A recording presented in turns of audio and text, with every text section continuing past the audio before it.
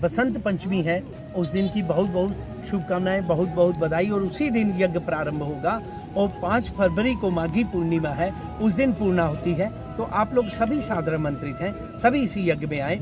ये भारत के अमरवीर शहीदों के नाम उनकी पुण्य स्मृति में किया जा रहा है, उनकी याद में किया जा रहा है यज्ञ जो है। इसी तरह से जिन्होंने देश के खातिर अपने प्राणों की आहुतियां दी, उनके नाम से आहुतियां दी जाएंगी, उनके परिजन आएंगे, उनके परिवार आएंगे। और इसी तरह से यज्ञ जो है 26 जनवरी को शुरू होगा, उस दिन पाप घट दान होगा।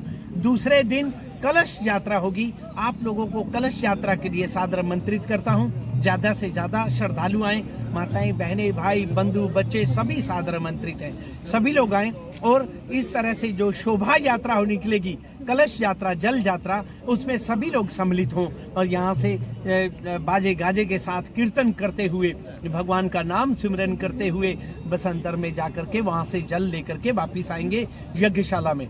और ये 26 तारीख को पापगढ़ दान और 27 को जल यात्रा होगी और 28 तारीख अग्नि मंथन होगा। 2 लकड़ियों के द्वारा घर्षण से और वेद मंत्रों के उच्चारण से, वेद मंत्रों के पाठ से, जाप से जय घोष भगवान का होगा और उसके द्वारा फिर अग्नि प्रज्वलित होगी और उसके द्वारा अग्नि मंथन बोला जाता है।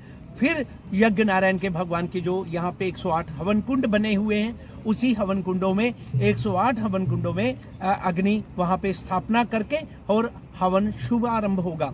तो आप लोग सभी सादर आमंत्रित हैं, सभी लोग आए। इतना बड़ा यज्ञ हो रहा है देश के उन वीर नौजवानों के नाम जिन्होंने अपने प्राणों की आहुतियां दी देश के लिए, जिनको आपस में हृदय में जिनका भी प्रेम है, उनको सभी को मैं आप लोगों के द्वारा आपके चैनल के माध्यम से संदेश दे रहा हूं, सादर आमंत्रित कर रहा हूं। कोई रह ना जाए, इतना बड़ा यज्ञ हो रहा है। बिल्कुल आप लोग सभी सादर आमंत्रित हैं। और यज्ञ नारायण भगवान की जो यज्ञशाला बनाई गई है, उसकी परिक्रमा करें आकर के, और उसकी परिक्रमा का बड़ा महत्व है। इसलिए भारत के देश के हर जगह जगह कोने कोने के बड़े बड़े तीर्थों की मिट्टी और वहां का पुष्प, वहां का जल ला करके यज्ञ नारायण भगवान की यज्ञशाला में स्थापना की जाती है और आवाहन किया जाता है उन बड़े बड़े तीर्थों का। तो इसीलिए यज्ञ नारायण भगवान की यज्ञशाला का इसी तरह से परिक्रमा का बड़ा महत्व है।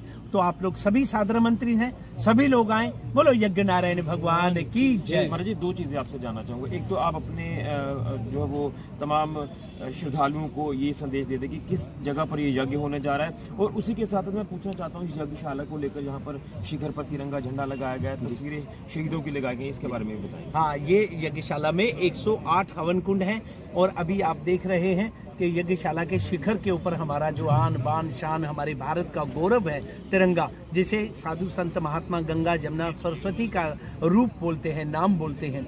और ये सब जो है यज्ञशाला का ये शोभा बढ़ा रहे हैं। और यज्ञशाला के चारों तरफ उन नौजवानों के चित्र लगे हैं जिन्होंने देश के खातिर प्राणों का बलिदान दिया। तो ये एक अलग से तरीका है।